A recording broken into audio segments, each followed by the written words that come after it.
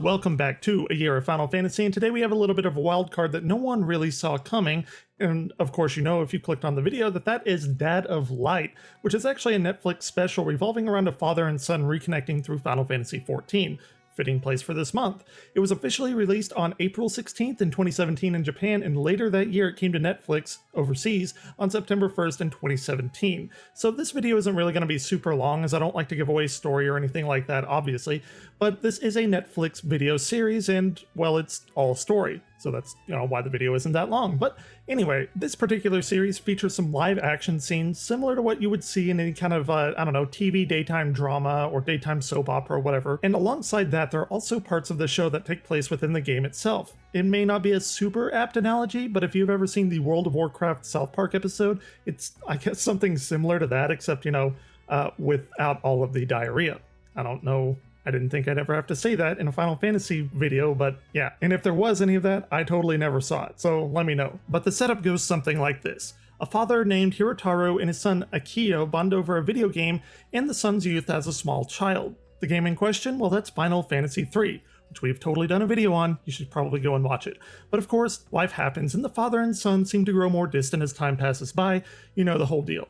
The tipping point here, though, that kind of gets everything rolling in the series is that Hirotaru, the father, abruptly quits his job without really informing anyone in his family. And though this may not seem like a super big thing here, but over in Japan, this is quite important on a cultural level. So anyway, as the years pass, we come up to present day, or what you would be present day in that particular series, and Akio, the son, gets a PlayStation 4 and Final Fantasy XIV to try and reunite with his dad and kind of form a bond and all of that kind of stuff. And then essentially it just goes from there. And what you can expect, like I said, is a sort of, soap opera daytime TV story with, of course, a video game twist on it. And if anything, it's definitely a novel concept. I won't say it's the greatest thing ever made, but it is well done, if maybe just a little bit uneven with the jokes and the more serious matters. But, it's definitely worth a watch if you just want to explore all of the things that are Final Fantasy.